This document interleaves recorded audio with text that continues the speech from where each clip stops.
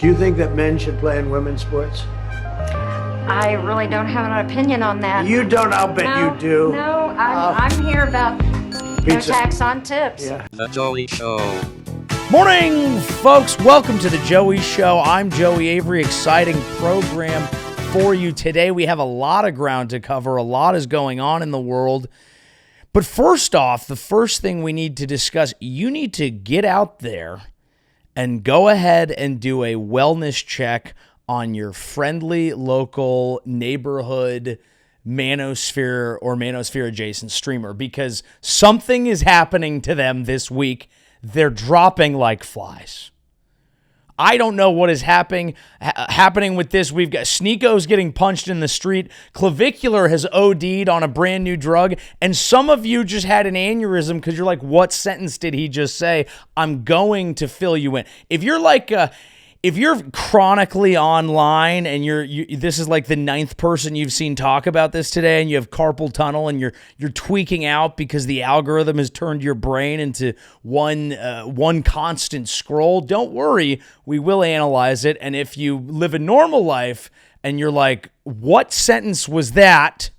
And does anyone else smell toast? Also going to explain it. We'll obviously get into what's going on politically this week. There's obviously a lot going on, but we want to start with this streamer story because, as always happens in the world that we live in, some of the hyper online, ridiculous discourse becomes more and more mainstream until, of course, a representative of that group becomes the president. That's actually just how things work and will continue to work.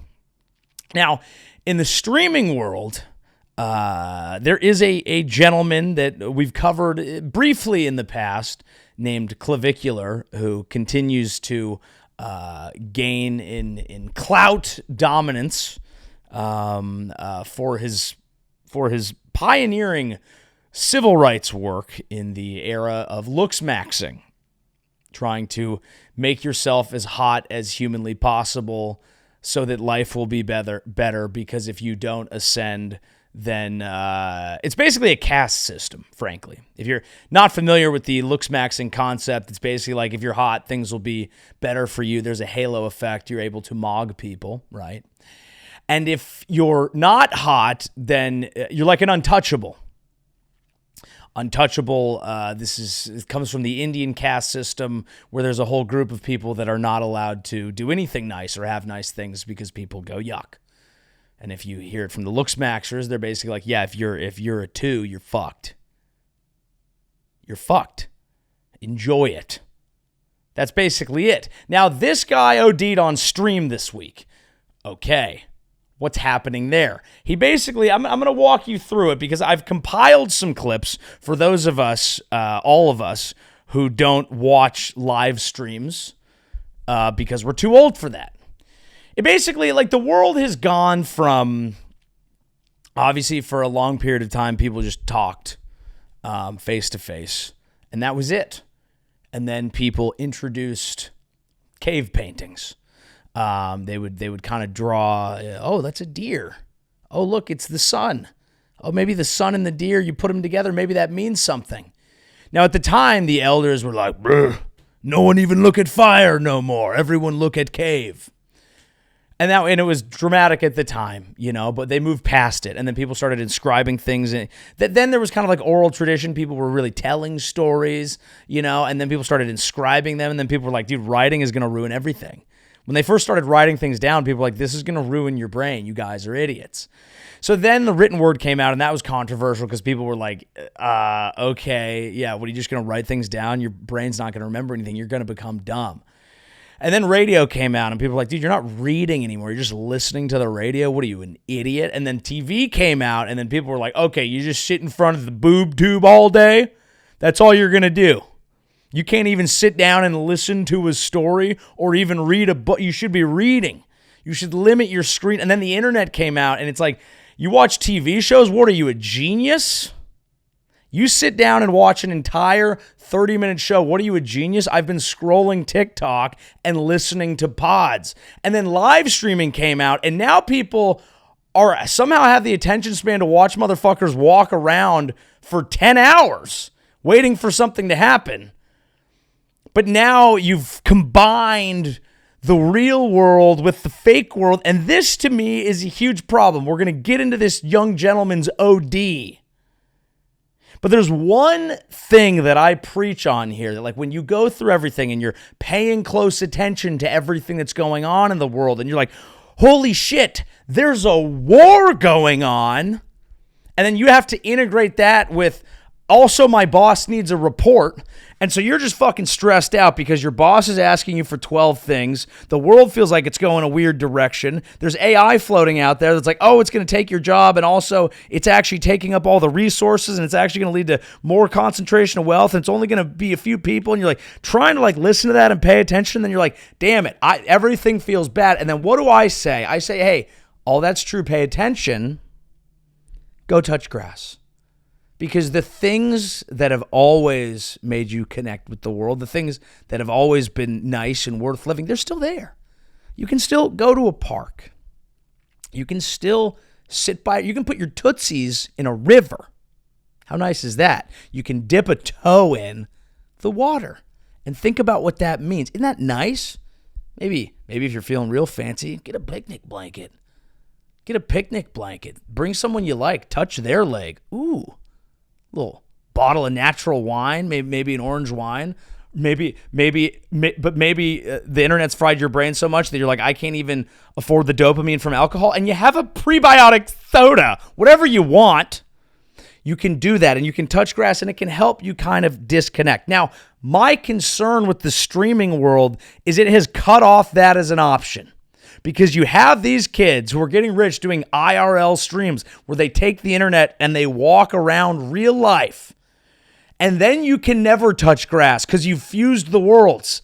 And if you let the internet become you in normal life, you are fucked. And now you're ODing on stream. Congratulations on the money and living in Miami or whatever is supposed to make you feel good, but it doesn't. Let's get into this gentleman. His whole thing is be hot or you're fucked.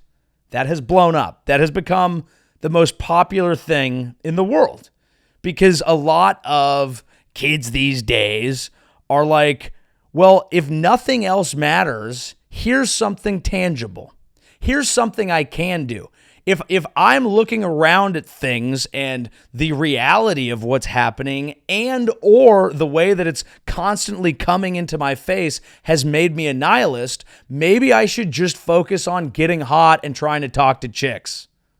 This is this big, giant, galaxy-brained way of re-arriving at a normal childhood and youth and growing up, which, like, everything that exists within the manosphere is a reinterpretation and monetization of what you go through as a 14-year-old. That's what it is.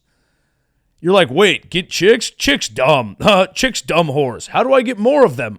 Be hot, make money. Cool. Car fast. Nice. Like fast car. Okay. Neat. Can we move on from that?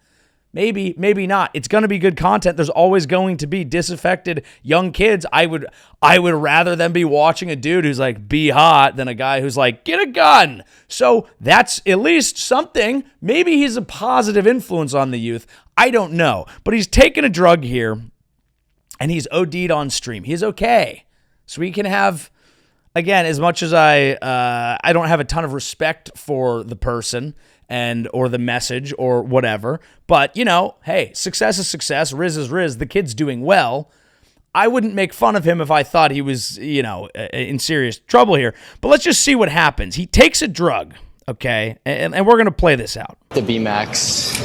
Give me a second.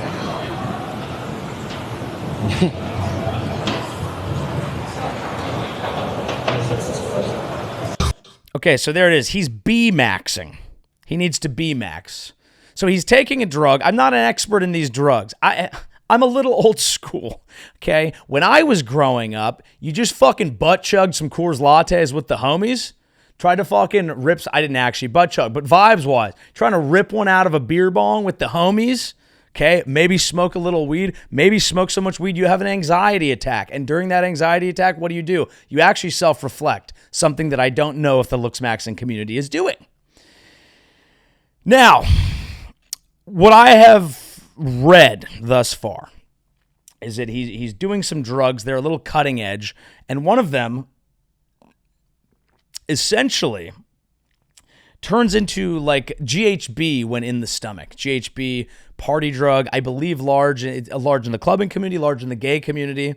Now, a lot of this Looksmaxxing stuff is like kind of selling like gay, trans, and female ideologies back to men in ways that they can understand them. It's like dude wipes, but for having body image issues. It's a rebranding that basically just says like, okay, look, you want to be hot? Make it make you completely insecure, become obsessed with it until it ruins your life. Now, we've been selling this to other communities for generations, but when it hits straight dudes, it's mainstream. And that's when I speak up, frankly. Anorexic girls walked so that Clavicular could run on a treadmill hooked up to a bunch of things to find out whether he's getting hotter or not. It's like this scene in Rocky IV, the Russian guy who's like plugged in. He's fucking running on a treadmill, and it's just a bunch of dudes with hats like, Clav, you're the GOAT. Clav, bless up. Clav, God bless. Hey, dude, you're the GOAT. So he takes this drug, and it fucks him up. Now, one of my critiques of him is he's like, now again, you got to say crazy things to punch through and all that, whatever. But one of his things is like, don't drink, right? Not because it's bad for you or because it leads to bad decisions. Don't drink because it makes you less hot. Now, not wrong. Hey, buddy, I get it. I struggle with this every week. You know, every Friday, I'm like, damn, B, we looking good. Every Monday, I'm like, have I been drowning in a river for 3 days? Why do I look waterlogged? I look like shit. I feel like shit. Look, I'm not saying drinking is good. But the answer to I want to party, but I don't want to be fat should not be doing crazy experimental drugs that make you OD. That's my one thing. There are some things that we've been using as a society forever that I recommend people keep using. Like before we jump directly into using fucking, Ozempic, just try self-hatred and dedication. It's one thing you can try. Before we start putting Adderall in our face every day, try drinking too much coffee and having a manageable panic attack, because we as a society have been having these panic attacks for a long time, but they're tried and true. They're okay. Drinking too much coffee is like, oh, did you stay up late? Are your teeth stained? And I realize that makes you less hot. I'm just saying, let's try not to reinvent the wheel. Be normal. Okay? Like, be relatively normal. Obviously, the internet never rewards that. So, and we reflect as a society what we see back out there. We're all products of our culture. We exist within it. We spit it back out. Of course. But try being a little normal. Someone has to say it too. So he takes this drug, GHB, okay, gay party maxing, and it just fucks him up. We're gonna watch a little bit more. Clav, nice to meet you. Nice to meet you too. He's trying to spit game. I'm trying my best to lock in, but I'm a little destroyed right now. I'm from Brazil. Brazil. I'm Brazil. I'm speaking English so. But what's your question? You speak Portuguese? Yeah. Portuguese. Holy shit, dude. I'm trying my best, but fucking destroyed right now. All right, have a good rest of your day. Take care. Oh, thank you. Holy fuck. Oh my god. So you're Brazilian, bro. That was all you. Yeah, bro. That was all you Brazilian. Who? That was 10 out of 10. Stacy, Brazilian. Okay. She get her number. I need water? Probably. Get her number. Now, this is interesting for a few reasons. One, you see the dudes around him. I feel bad for this kid. I think he's 20 years old. He's not going to have a real friend ever. He's too famous to have a real friend, so he's just going to have the guys that are like, no, dude, Clav goat, goat up, Clav fuck. Holy shit, Clav, like, dude, that was you, dog. You lock in, bro. You smash. Why don't you smash, dog? Fuck that, you're up. Fuck. Hey, Clav, you to go. What do you need, Clav? You need this? Later in the clip, he's going out, and his friend's like, do you need an Addy? Do you need an Addy? No, he needs a friend in this moment, and he's not going to get one because he's only going to have little clout demons surrounding him. Now, I say this understanding even the clout demons. Even the clout, I'm a grown man. If someone was like, do you want to be in a Clav stream? I'd be like, I don't know, I guess. And then I'd be standing there. I don't fucking know the guy. And I'd be like, okay, well, he's talking to a Brazilian. It didn't go well. I'd be like, oh, damn, I guess you missed Brazilian. I'd feel very awkward. But I don't know what else you're supposed to do. Everyone in this situation is acting in their own self-interest, but it's a fucked up situation. That's what it is. He's going to be fine. I don't cry for the kid, and I don't think that he's saying anything that young people should be listening to. I think he's a net negative for society. We can still have empathy for him within our hearts, can we not? The other thing, if he is 20 years old, which I believe is the case, he is doing something that I've done. Like, I haven't done GHB, but I have certainly, at certain points in my life, been partying and talking to someone or talking to a girl or whatever and just been fucking gone. And just been like, I'm so sorry, I'm fucking destroyed right now. Like, what? Like, I have gone full gibberish in my life. It's not usually great. I would imagine neuroscientists would say that's not good. You know, I've been at Coachella in the midst of 3 days of partying and turned to people and be like, holy shit, dude, this set's awesome. And then had that person be like, dude, I don't know you. And be like, I thought you were my friend who's clearly not next to me. That's not, the point is, he's making mistakes that many of us have made, but he's doing them live in front of the entire world that then reacts to them, that somehow like raises his profile, which is crazy, and then feeds this kind of machine. I think he reacted to this whole thing.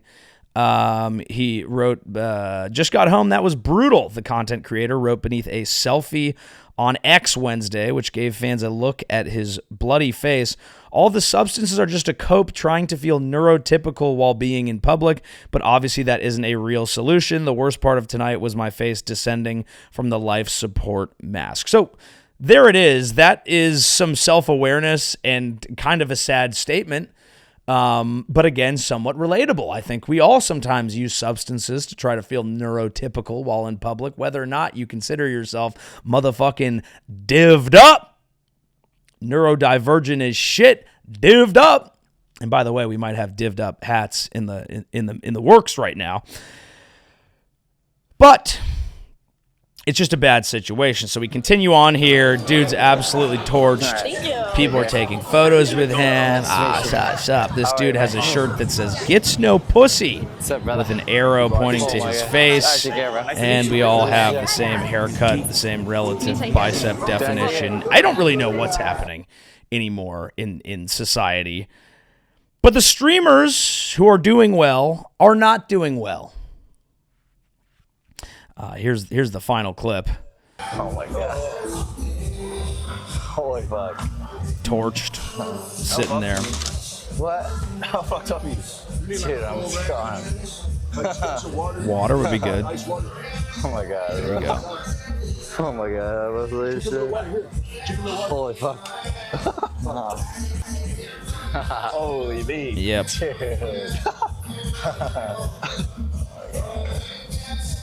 And there you go. How do you feel? Yeah, anyway, there he goes. That guy in the hat, I don't know if you could see it in that clip. At one point, he's like, do you need an Addy? Which, not good medical advice. From the bro science aspect, I understand how you could think that. Not all of us are scientists. And when you're a hammer, every problem looks like a nail. And sometimes you're with your boys and they're fucked up and you're like, you need meth? And that's what you offer them. So it seems like he's recovering. It seems like he's doing fine. I think my concern is that this goes two ways for him, right? Number one, you see more of this. People who we make famous as young people who become too attached to their looks, let alone someone who's spent their entire life telling everyone that the only thing that is important is looking cool and getting famous, even to the point where there's clips talking about, here are the things that he doesn't value, like Well, I wouldn't want to like have a beer with a friend because that would make me look less hot. I don't really know that I would want to have sex with a girl because basically that's time off stream that I could be actually just hitting on chicks, which is actually better for my business. So this kind of, you turn everything into content, you turn everything into something that can be monetized, and what you're left with is approximations of reality that only leave you feeling emptier and emptier over time. How does that project over the next several years while everyone just watches him be on stream constantly? Well, I don't think that's going to be good. So I hope this doesn't turn into a real OD. Or maybe he'll turn into a Buddhist monk. I don't know. I guess that's possible. Or he'll just basically do the thing where it's like he's a streamer, he becomes famous for this, he becomes famous for that, then he matures over time, and then eventually he just runs for political office. This is what's happening with Jake Paul, and we'll get to that clip in a bit. But all of it leaves you feeling empty. Empty for knowing it, empty for having consumed it, and empty for watching someone live what appears to be an empty existence. I can't fully speak for the person. It's great to be successful. He's making more money than me. Great. All that's good, cool, fine. But I know how it makes me feel, and I'm worried because it's indicative of a broader trend. Now, that's not all that's going on in the streamer world. Sneako, who is another streamer. We mentioned him when I discussed the Manosphere documentary a few episodes ago. He was walking in New York City, and this happened to him. And he gets sucker punched. What the? And there's a struggle. And they're fighting, and that's basically the clip right there. So basically, he's walking down the street, and a dude goes to punch him in the face. Kind of misses, kind of like appears to have grabbed neck, almost ends up like clotheslining him. That is, of course, a felony, and while I don't believe that anything Sneako has done is good for society, good luck to that gentleman. You want to punch celebrities, you're probably going to end up in jail. I think that's generally how that goes. But streamers have been dropping like flies. Sneako getting punched, Clav OD'ing, and both of these things kind of hitting the feed. Now, if you go in the comments for the Sneako one, everyone's like staged, probably staged, because no one can believe anything anymore, because what you realize is that these moments end up making these people more money. And when you're a streamer, you're not actually creating art at all. You are a merchant of moments. We're finding out maybe what you think about something here and there, but you're not writing a show. You're not doing comedy. You're not writing a song. You're kind of just looking for a moment that punches through the internet and does something. So whether or not that's staged, we'll find out when there's a prosecution. People will think it is because this helps him. It gets people talking. We're talking about it. We're leading the show with niche internet drama, which is usually not what I talk about. But the reason that I want to talk about it is because of what this ends up doing. Now, when you create a show, when you write a movie, we've talked about this a little bit before, you have to create characters and characters going through moments to keep people engaged, to keep people interested, so that people have a connection to it, so that they become archetypes, so that you know what you are watching. When you turn your real life and become an IRL streamer into your content, what you have to do is become a character or manufacture drama or manufacture a moment, because that's what entertainment is. And if you want to make you entertainment, you have to put yourself in crazy, stressful, potentially fake situations, or turn yourself into a caricature of something so ridiculous people understand what the character is. Clavicular is like a fucking Marvel character. He's not real. He's just kind of adult who just says the same thing over and over again. But that's branding. That's interesting. That's something. That's a character. He knows what his character should say in any given moment about any political issue. He went on some conservative guy's show, Michael Knowles, I believe. And he's like, do you really mean to tell? Because conservatives don't actually understand the youth in America as much as they think. They just saw them kind of liking them. We're like, okay, cool. I guess we're cool now. And it's like, no, Ben Shapiro, you're not. Okay. And this guy's like, do you really mean to tell me you'd vote for Gavin Newsom? And Clavicular's like, yeah, he mogs everyone. He's hotter. That's what I believe in. I can go on any talk show and tell you that moment. He went on Adam Friedland's show, and Adam Friedland's like, would you rather lose your dick or your hair? And he's like, my dick. I need my hair. I'd look ugly. Right? You can say the same thing over and over again. And that works, and it's brilliant from an internet perspective, and it's great. But here's what I'm worried about is it leaves the people doing it feeling empty, feeling weird, feeling gross, whether they can admit it or not, underneath the clout and the vibes and feeling fucking blessed up, ha ha ha. And it leaves the people, largely the children, the impressionable youths watching it, feeling empty too, because they're trying to learn how to be a man. They don't know how to learn to be a man. Their millennial father is fucking weed maxing on grandma's couch where they all live, impotent and unhappy. Well, maybe I need someone who fucking gets pussy, you loser. And so it's a feedback loop that leaves everyone wanting to puke.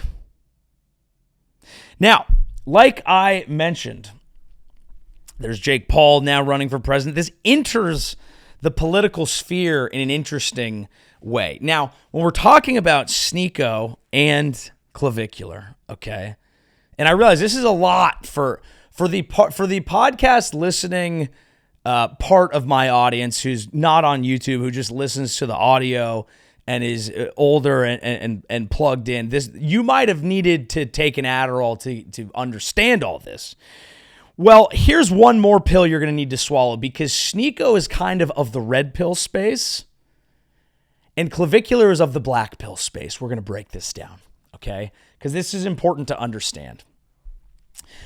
Everything on the internet in general gets worse and worse and worse over time. That's basically just generally how it goes, right? Like the internet started off and it was like, what's cringe about it was like how optimistic it was. Like Coney 2012 came out and we were like, dude, we are going to fix Africa. And that's going to fucking be awesome. Because some white boys made a documentary and there's one bad dude in Africa and we're going to fix it. That's essentially what happened. We were like, bless up.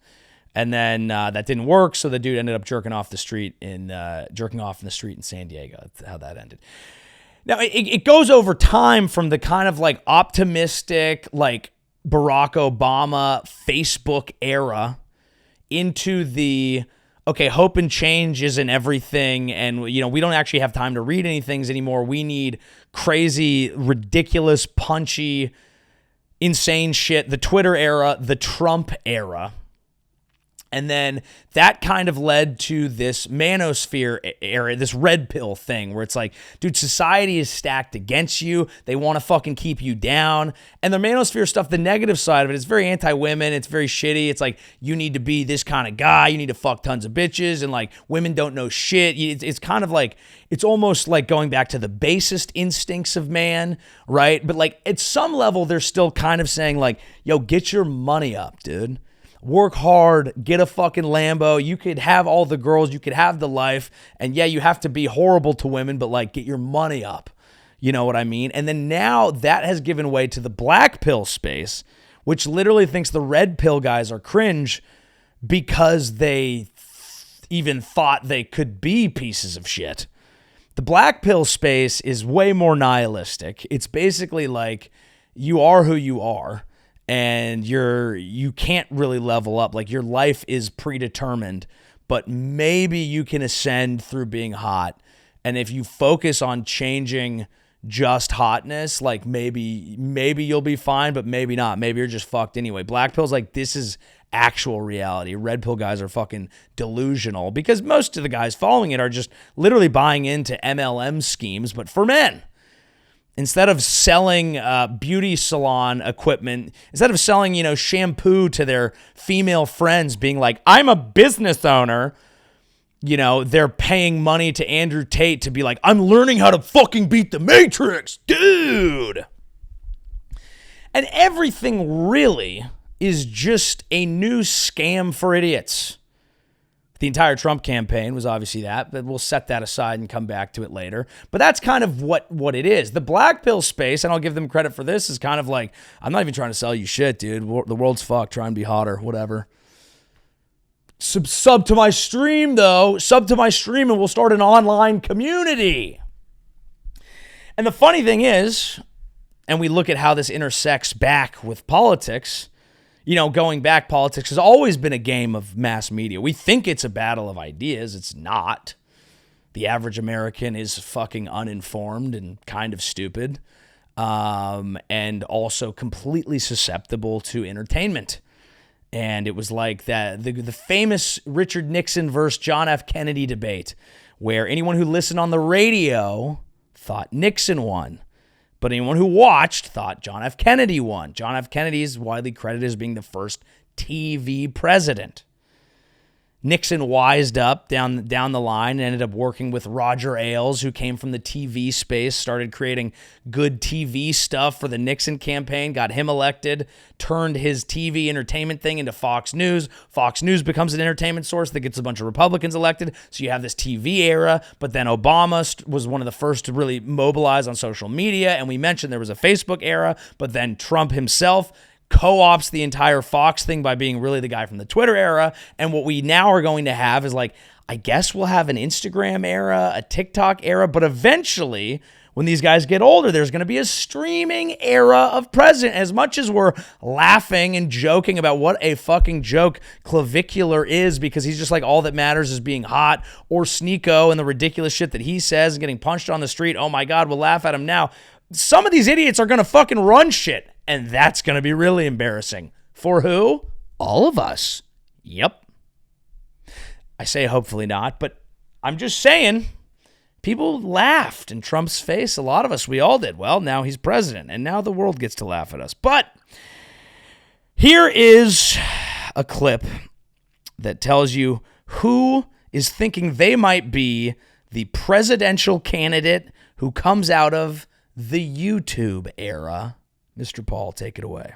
If I'm the best person to do it, then like I might need to do it. My business partner, Jeff Wu. G-Woon it. G-Woon it. Yo, that's good. Is 6 it? years ago, he was like, you're going to become the president. No way he said that? Yeah. And then it became less and less of a joke. Is there room for you in that space? I saw something recently with you and Trump. He was giving you a lot of credit. Yeah, I was nervous. Like I was sweating hella. I've been like flirting with the idea of politics just because I think it goes back to Marcus Aurelius of like helping society, and it's become a joke. Like if I'm the best person to do it and can actually win, then like I might need to do it. I'm already playing the biggest games of life. Oh, Jake. Now, I'm not going to engage in Jake Paul bashing just for the sport of it.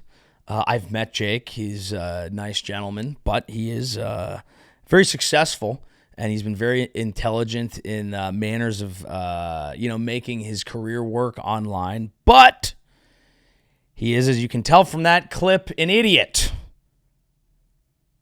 The idea that he would need to run, I actually love this. This is actually impressive for him. Jake Paul, whose entire life has been about clout, money, and attention for himself, is citing Marcus Aurelius of the Stoicism era, saying that he might do public service only if he has to save us. Jake Paul, who lives in Puerto Rico because he doesn't want to pay any taxes back into the American system, who thinks the American political system is such a joke that he might have to get involved with it, while recently campaigning with the person running the government, like a joke, is going to do it not for him, but for us. Look, it's ridiculous. He's at the same time one of the few celebrities that, look, he knows how to use the internet. He knows how to play the heel and convert it into eyeballs and convert it into attention. He knows how to handle the bashing of him online. He is fully ready to embrace the conservative grift, or in his case, maybe he even believes it, but who really knows? But he's ready to do all that. And that group that desperately needs a celebrity that will glom onto anyone that gives them any sort of relevancy or clout, I could actually see them congealing behind a Jake Paul presidency at some point. And then he can pass it off to Sneako, and the streamer era can begin. What a beautiful time to be alive. Or, and it's possible. It is possible. I will never stop believing that it is possible for us to actually elect smart people who say intelligent things. I do think that is possible. Maybe I'm a little naive, but I can't stop believing. As Journey once said, don't stop. You can't stop. You have to. And that's where my constant advice, go touch some fucking grass. Go outside. Live your life. Connect with real shit. You got friends in your life? Talk to them. You got family in your life? Spend time with them. You got a dog? Give it a hug. There are good things in this world, and when you engage with them, you reflect them back outwardly, which is what concerns me about some of the hyper online culture. Now, I mentioned that I think at some point we're going to have a podcast level president. Now, what's funny is this is actually moving in a few different directions, because there are also people that have gone on podcasts to run for president and then failed, but used their run for president to flip party affiliation to a certain degree and end up in an administration where they actually have sold out some of their core beliefs. And then what they actually want to do after using the fame of guesting on podcasts to help find a job in actual government, where they now have control over the things that they say they're passionate about, what they then are going to spend their time on while they are in a position of power is, wait for it, ladies and gentlemen, on your bingo card, if you had starting a podcast, you are correct. Robert F. Kennedy Jr., take it away. For decades now, Americans have been told that we should trust the system, but our children are sicker, chronic diseases exploding, and the answers that we've been given aren't working. Many of us have come to the conclusion that government actually lies to us. You're the government. Robert F. Kennedy Jr., you're HHS secretary. This You are the podcast government. is about telling the truth, especially when it's uncomfortable. I'm going to have fearless conversations with critical thinkers, including independent doctors, respected scientists, and leaders in medical innovation and research. I'm going to ask the questions and lift the taboos and expose the hypocrisy and the conflicts and the corruption. We're going to follow the evidence wherever it leads. And we're going to name the names of the forces that obstruct the paths to public health. This isn't going to be about politics. It's about our families, it's about our children, and it's about confronting the spiritual malaise and embracing the truth. If we want a healthy nation, we have to confront the lies that have made us spiritually, morally, and physically sick. The time for half measures is now over. We're launching a new era of radical transparency in government here at HHS. I hope you'll join us in our mission to make America healthy again.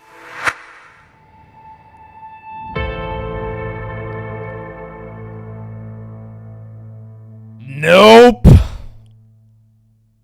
I mean, do your job. Don't podcast. Do your job. Do your job. Now, people noted on Twitter, yes, audio is an interesting medium for him. Just throwing that out there, and that's neither here nor there. Also, my favorite thing about this is, like, he's just using, like, comedy caption font. Like, I know that font. I believe that's Beiber New with the drop shadow. I use it myself. You don't get to. You have the job you wanted. You should be doing that job. Your job is not to appeal to podcast listeners who want to believe pseudoscience.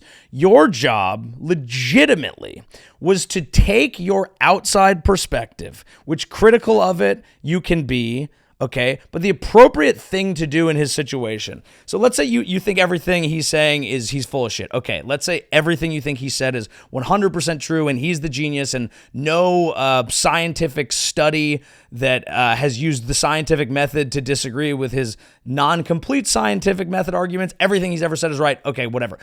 Both these camps should agree that the concept of Maha was to take that crazy perspective, bring it into the establishment, and actually have that dialogue and that conversation and find out where the truth is. Maybe some of the things he is saying can push the establishment a certain direction.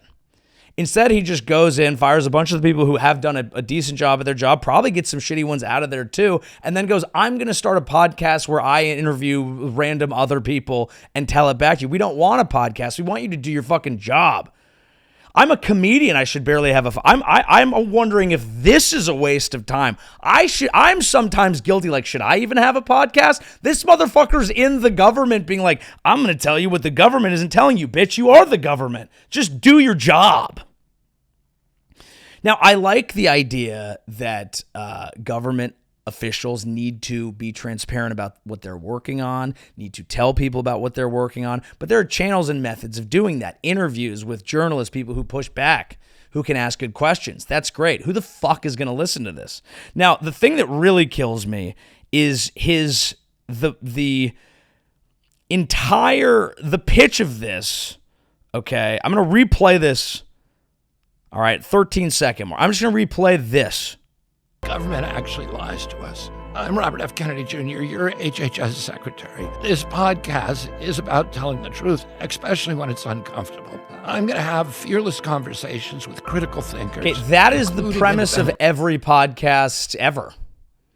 The entire way the media works, especially like successful shows, is it's basically people feel a general sense of discontent with how the government is being run, rightly or wrongly. Sometimes it's true, sometimes it's statistically false, sometimes it actually is a better time to feel alive, but no one actually, it's an unsexy way to feel, right? And obviously, there are many ways in which it's not. Any really popular podcast has more or less been like, the government fucking lies to you, and we're going to have uncomfortable conversations with critical thinkers. It's this idea of we're rebelling against the establishment, but everyone's done it so many times that it's just hack. It's like, how often can that be the thing? And it's why these things get popular, because it's like no one wants to be like, hey, we're going to report soberly on some of the statistics about what's actually happening in the world. Why the fuck would I click that in a competitive media environment? You can go through every the reason Rogan is incredibly popular is because it was like, dude, no one's talking about, sure, you can do the science route and the vaccines and all that and where it is now politically, which none of it really works anymore because now it's like cutting against like the government won't tell. It's bitch, you're friends with the president. But initially it was like, I think MMA fighting is cool. And it wasn't.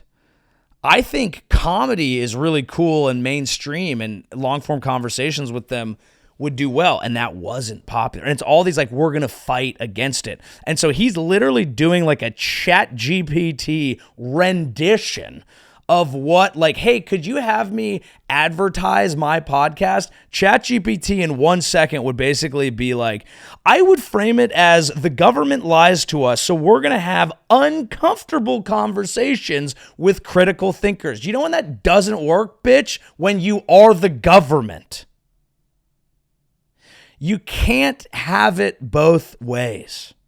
And I understand that people wanted to put people in, they wanted to put this administration in to fight the power, to fight the establishment. Well, I just have bad news. That's not what any of these people were ever going to do. A bunch of them are idiots who were good at taking a tack that was popular on podcasts. And we're going to do this cycle over and over and over and over again. Tucker Carlson is doing it now. You know, Megyn Kelly, Candace Owens are doing it now. They're doing the like, hey, I'll tell you what. We are the real right wing. We are the real MAGA. We are the new MAGA. And this establishment that's doing all the things that you didn't want, inflation way up, oil prices way up, going to war in the Middle East, all the things you said you weren't going to do. We're going to take a tack against that, and their numbers are exploding. They're going crazy because people have a general idea that the left just is the establishment. And so this Democrat establishment, like Clinton, Kamala, Biden, like that's what they feel the entire left is. So people don't want that.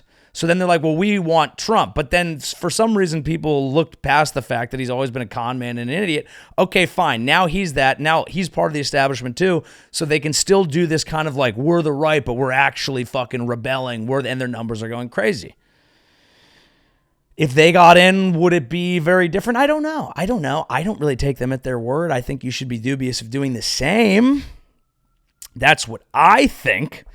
But, you know, at the end of the day, at least it's kind of fucking funny. Right, I guess. I mean, not really. You know, okay. Well, let's do a little bit of culture. I want to talk Coachella and the Masters. Reports Live Golf might be collapsing. We're going to talk Allbirds here. And there's the Trump DoorDash driver thing. We'll do a check-in on the Cuckocracy. So we have a few things on the back half of this show. But first, come on out and see me on the road, folks. JoeyAvery.com/live. Actually, you can just go to JoeyAvery.com is the new thing. Calgary, Naples, Dania Beach, Dallas, Bernalillo, Cleveland, Rosemont, Chicago, San Francisco, Sacramento, Houston, Brea, Tempe, New Orleans, Edmonton, St. Pete, Charlotte, Detroit, San Diego, and check out my special Joey Avery live in San Francisco. If you haven't, what the fuck are you doing? Also posted a little 20-minute stand-up topical kind of rant and riff called We Are an Unserious Country from Minneapolis, talking about the war, among many other things. People seem to be liking it, so going to do more of those. And also, I think later today, I'll post this early, and then later today, also on my main YouTube, I'm going to be posting another episode of Away Games, which is my comedy/travel show, where we take you MILF hunting in Batavia, Illinois, the suburbs of Chicago. We were told there was a place called MILF Creek. We checked it out, and there's a bunch of crazy crowd work in there. Talked to a mortician, talked to Connie, the dolphin lady from Jeff Arcuri's videos. That was very fun. So yeah, check all that shit out. But yeah, let's talk a little bit about Coachella and talk a little bit about the Masters. So the dominant storyline that I've been able to find from Coachella this year was Bieber. J Biebs, the Bieb machine. The fact that everyone is talking about it, it basically tells you it was the successful thing. I believe he is the most money they've paid for a headliner, which is crazy thinking about their history. But they got Biebs to come back, and it was a big moment. And I would say there was some split discourse online because some people, the way his performance was very stripped down. He's wearing a hoodie. He's got some Balenciaga rain boots and gigantic shorts. Motherfucking looking like Paddington the bear out there in a rainstorm. And his set design was pretty chill. And he brought out some features, not like crazy surprises, but like real collaborators. And then the thing that generated the most discourse was the J Biebs had his laptop out and he went on YouTube. And he played his old songs on YouTube, the hits, baby, baby, baby, oh. The Beauty and the Beat, the kind of old school nostalgia Bieber hits, and he was having them play on YouTube and then singing along with them. So the negative reaction was people being like, people joking like, oh, I guess that's how we find out he doesn't have YouTube Premium, or like people being like, okay, I guess we're watching karaoke, or people comparing it to a lot of artists are like, well, Coachella is my defining moment. I'm going to spend, Beyonce brought in a whole fucking drum line, spends, millions of dollars putting together this crazy choreographed show that probably took an entire year to put together. And then Bieber's out there just like on his laptop being like, what it do, gang, gang? My analysis of it, and I've taken some time to like sit with it and think about it, which I'm not even a Bieber fan. So it's been an odd week. I've never thought about Justin Bieber this much in my life. I don't even the old songs mean nothing to me, frankly. But the performance was still kind of captivating to me. And the more I thought about it, the more I think it's actually kind of brilliant. I don't know if it was completely low effort. I think if Justin Bieber went out there and had a marching band behind him and like a million like pyrotechnics and like shoulder pads and was like dancing and like doing backflips and shit, that stuff actually like doesn't even resonate with me. Like that just washes out with me. There's like so much shit happening. I'm like, dude, I don't even know what this is. Like this was a more intimate performance and it was in line with everything he's been doing. He went to the Grammys. He's in his underpants singing his new like R&B album. To me, it was interesting because what he did was he stood on business with his new songs, sang them. His voice is fucking insane. It's one of the few people when he sings, I'm like, that voice is an instrument. That thing is like a synth. It sounds like it was passed through an auto-tune, and it wasn't. Like, he's got it. He's got it. And so he stood on business with his new songs and performed what he cared about. And then the old songs, to me, it was like, he is a grown man who's reflecting on, by all accounts, a potentially abusive childhood, but at the very least, an intense one in the public eye, which is not a healthy way for someone to grow up. See our previous conversation about Clavicular. And he's kind of having the songs play and singing along with them. So he's harmonizing with himself and kind of enjoying the songs with the crowd, giving the crowd what they want, but in a way that's more authentic to him, where he doesn't have to stand on business and sing, baby, baby, baby, as an adult. He doesn't want to do that. I wouldn't want to do, I have obviously not been doing comedy since I was fucking 13, but if I had, I don't think I'd want to be on stage telling jokes still, like my mommy and daddy won't let me do my chores. You know what I mean? And so that allowed him to do it in a way that worked. And then there are moments that you watch, and the way the camera work was, it was kind of for the audience at home, and it was so intimate where it's him up close. And he's also kind of a live streamer now, so the whole like stream aesthetic, like I'm not that into it, but I think for his generation it makes sense. And he, for moments like one of the songs, he's singing and he's kind of singing back to himself, and the words, I can't play it or I'll get copyright stricken to fucking Kingdom Come. But the words were like, I should have been there. I should have been protecting you. But it was kind of beautiful, him singing to himself. I don't know. A lot of people were like, it felt like him kind of like healing from his child stardom. And through that lens, if you rewatch it through that lens, it's hard not to be like, that was kind of tight. That was cool. So shout out to Bieber. I've never been a believer, but I guess I am. That was great. I miss Coachella, dude, so much. I really do. There's something about Coachella, and I don't know if I could do it at this age. If I did, I'd have to do it very differently. I'd be on the fucking electrolyte packs, like getting hooked up to an IV, like Phillip Rivers trying to play in an NFL game. But dude, when you are young, wild, and free, which granted was played at Coachella when I was in my partying prime. When you're young, wild, and free, running feral on the Empire Polo Fields out there in Coachella, looking at that Ferris wheel by day, looking at that Ferris wheel by night, seeing some of your most favorite acts, being a little fucked up, coming out of it, coming back, seeing someone, running into someone, oh shit, I'll meet up with you. What are you going to see? What are you going to see then? I've formed some of the greatest bonds of my life at Coachella. People that I didn't even know, that went to college with a friend, that I just went to 3 Coachellas with, and now for the rest of my life will be close friends. I know children that these people have had. Coachella, people online do this really cynical, like, oh, it's just this fucking influencer thing where like dumb chicks in cowboy hats go to like make content. Sure, that happens there. But you know what I'm hearing when you say that? You've only ever experienced it through a phone. Yeah, some people are annoying. Yeah, some people are on their phones. Yeah, some people are there to make content.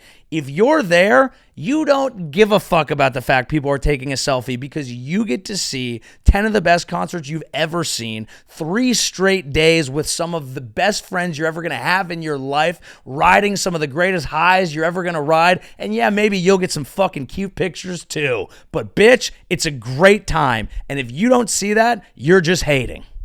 You're just hating. And that's fine. Be a hater all you want. I do some hating too. It's fun. It's part of the online discourse. But when you're in that, when you're in the fucking real world, when you're the man in the arena, when you're the man on the polo fields, fuck, you're having a good time. I hope some of you are listening to this on your way in to weekend 2 right now, getting fucking gassed up, getting ready to run through a fucking wall and have the weekend of your life. Because guess what? Coachella don't last forever. Yeah, it will, but your years of going won't. You're going to have some offspring. You're going to get older. Maybe you can come back at that age, but will you? You don't know how many you get. Life is not guaranteed. This might be the last Coachella of your life. You get out there and you have the best goddamn weekend of your life. You do that for me, because I'm not going. You do that for Unc, because I'm not going this year. Everyone's shitting on it. Oh, it's just for influencers. There's tens of thousands of real motherfuckers there who are having a weekend you could only dream of from your goddamn couch. Get out there and you live your fucking life. Live your fucking life. That's what's important, folks. You got to live your life. It's very important. Masters was last weekend, kind of the opposite of Coachella. And honestly, something I'd love to train. I want to, and maybe this is possible, maybe this will happen next year. I'd love to run a back-to-back. It would decimate my productivity and all this shit, but how often are we on this planet? If I could run a Masters to Coachella weekend 2 and just do the duality of man, the duality of bro right there, and do something very age appropriate without a cell phone, and then do something incredibly fucking awesome and not very age appropriate while getting content on my cell phone, that would be a weekend. That would be a weekend. Didn't get to go to the Masters this year, went last year. One of the greatest things I've ever seen. Genuinely Coachella for the old rich and elite, and possibly some of them racist, but not a lot of people were very nice, and there's all sorts of people there now. I say now. It's an awesome experience. Yeah, Rory won it again, which is great. We're not going to do a whole golf thing. I know that's not a large part of the audience, but Rory won it again, and it's an interesting, it's really a long game kind of period of time for Rory McIlroy, because some of you know he spent a long time trying to win a career Grand Slam, which is all the majors. He couldn't do it. Everyone's laughing. He's fumbling. He's stumbling. He's bumbling. And it's just one of those stories of perseverance. Then he goes, there's this whole live golf thing. They split off from the PGA. He kind of takes the side of the PGA, becomes a spokesperson for it, starts talking shit about the live guys. People start getting mad at him because they're like, oh, fuck him. He's just a little mama's boy ass bitch and like whatever. And long game, Rory wins his first Masters last year, completes the career Grand Slam, wins a back-to-back this year, joins elite company as one of the very few to ever defend a Masters title. And in the same week, unconfirmed reports that LIV might be dissolving either this weekend or very soon. The Saudi Wealth Fund is going to be pulling its money, and that's kind of a win for the good guys.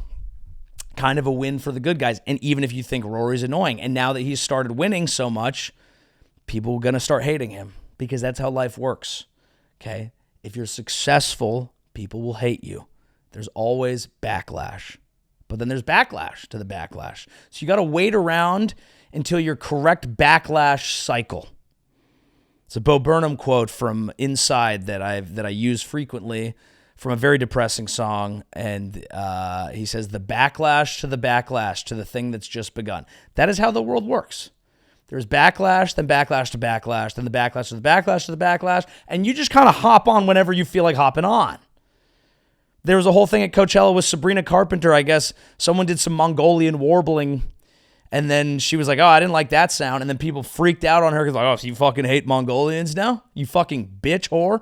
You hate Mongolians, but then people backlash the backlash. And they're like, how is she supposed to know about Mongolian warbling? What's interesting about this story is this was told to me after 3 days of being in Sayulita, Mexico for a wedding, drinking and having an awesome time and being in a pool and being in an ocean and not paying attention to what's going on. And I was just like, oh my God, I forgot that the internet existed. What a horrible place. What a horrible place. Now, funny story off of the internet here. Allbirds is becoming an AI company. Allbirds, the official shoe of San Francisco Marina Tech douchebags and the whitest of white boys to match with their vests, and I know and love some of these people, don't get me wrong, is now pivoting to being an AI compute company. In general, it's the funniest thing you've ever heard in your life. It's just ridiculous, and the fact that the stock went up 400% is absurd. Now, the reality of it, because you see these things online and you just go, what the fuck? You make shoes. How are you going to make AI? What is this? Now, the reality of it is the company IPO'd, and then the IPO lost a bunch of value, and I believe they sold the shoemaking component of the company to something else, so they were still an organization, a public organization that had an ability to raise money. They raised some money to do AI compute, and then the stock shot up because it was like, the shoe shit ain't working. By the way, you're not even making the shoes anymore, so now you're at least doing something. So there's, of course, a reality behind the fun. But what it really is a harbinger of an insane bubble, because whatever 50 million they raised to do AI compute, like NVIDIA chips, like the back-end shit, not like a ChatGPT, but just running the back-end stuff that helps AI platforms work, the chances they're able to pull this off are very slim. And it's basically like, this happened with Long Island Iced Tea, the parent company of Long Island. I think they sold off the iced tea thing, and then they tried to pivot to doing like a crypto thing. Basically what happened, I worked for a company that, made clothing, and CEOs of clothing companies, I would say by and large, all wish they were CEOs of tech companies. So it's just really a natural pivot and growth. And these guys are just like, we still got it. Let's be the geniuses that we are, and we'll see how it goes. But the fact that it's Allbirds is what's so poetically beautiful about it. Like, when I saw Allbirds is becoming an AI company, I just went, yeah.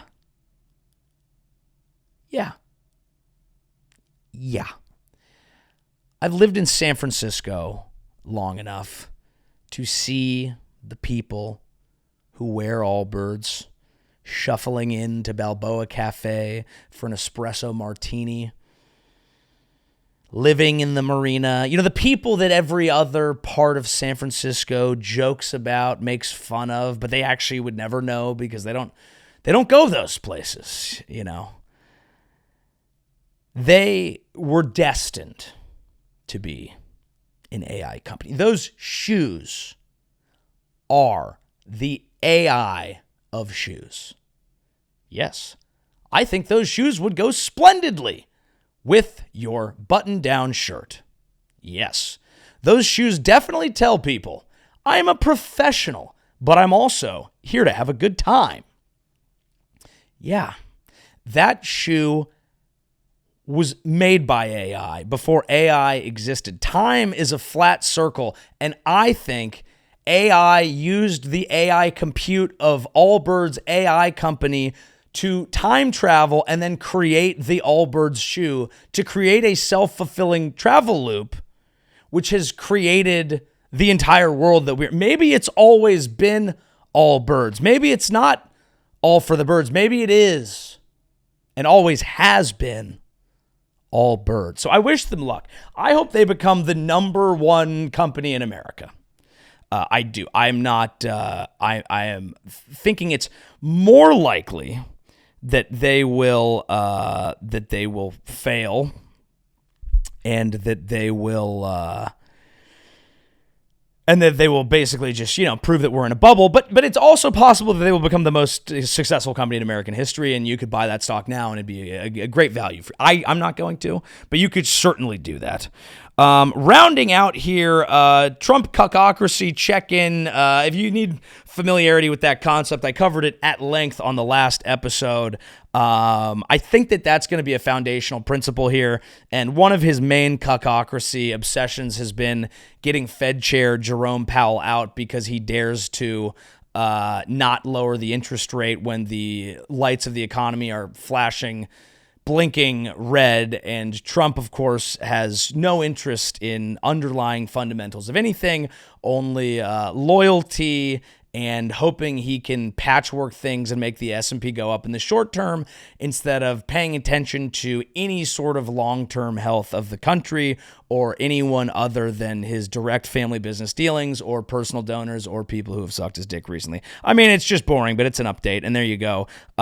Within that update, this is good news, and this is good news for the president. This comes from Newswire. Israel is considering awarding President Trump an Israel Peace Prize during his next visit. At Milo Edwards tweets, I don't know what's funnier, that Israel's diplomatic strategy is give Trump a big gold trophy or that it will absolutely work. Yeah, we've covered this. The FIFA Peace Prize certainly didn't work for Iran. I think the thing that's interesting to me about this is the fact that Trump can't see through it is odd. I think anyone giving Trump a prize, Trump should actually be what he doesn't understand is he thinks if someone give him a prize, it equal good. When what he should be thinking is if someone give him a prize, he should be dubious. Because why is he getting that prize? If he's acting in his own self-interest, why do people feel the need to suck his dick so hard? He hasn't grasped that. And I think also one interesting thing that you've probably caught up on is the name Israel Peace Prize is that's not, that's like Trump getting awarded the Epstein Monogamy Prize, an award that I think he probably deserves as well. The Epstein Marriage Prize, which again, apparently they might have met through Epstein. Melania is sending out like $100 billion cease and desist to anyone who says that, but I'm just quoting what I've seen out there. I think that a Israel Peace Prize is maybe an odd thing to put on your mantle currently. Say what you want. I think even a very firm defender of Israel would note that a peace prize from them would be it's just an odd prize to be giving out. So we'll see how everything goes in the region. And I guess I would just say this. In the world that we live in, and what we've spent a lot of time talking about in this episode, the hyper online world that makes people feel hopeless and nihilistic and black-pilled is not a great environment to create for young people growing up if you want happy, successful, useful people, and people that will lead to global harmony and peace and better outcomes for society as a whole. That's why I spend time talking about it, because it concerns me, because I think we need to do what we can to try to provide the conditions on the ground to keep people from feeling like being black-pilled is a good idea. So I would ask, based on how Israel and we are currently engaging in things in the Middle East, and obviously I don't want Iran to have a nuke either, but you have to ask yourself long-term, strategically, whether the things that we are doing are going to create a better society, even if it's not in your own backyard, because the world is a very small, dangerous place, more interconnected than ever before. with more power and possibility, the hands of AI teaching people nefarious things that have never taught it before? Do we want to create an entire region of people who are black-pilled against us? Or do we want to think long-term? I think extremism is bad and scary, and we need to fight it in new and creative ways. Whether we're talking about looksmaxxing or extreme religious fundamentalism. And I think we need to think about how we're doing that and who we're partnering with and if it's going to go well. Look, I'm not a horrible looking guy. I'm not the hottest guy in the world, but I do think it is possible. There is more to life than being really, really ridiculously good looking or blowing people up. Thank you very much. This has been The Joey Show. I'm Joey Avery. Please subscribe on the YouTube. Making subtle moves right now. Please leave a comment. Please come out and see me on tour if you're on Apple or Spotify. Leave a like, comment, rating, review, whatever you can. Really helps the show out. We really appreciate you, and we'll see you next week. Good night. Thank God I have a podcast.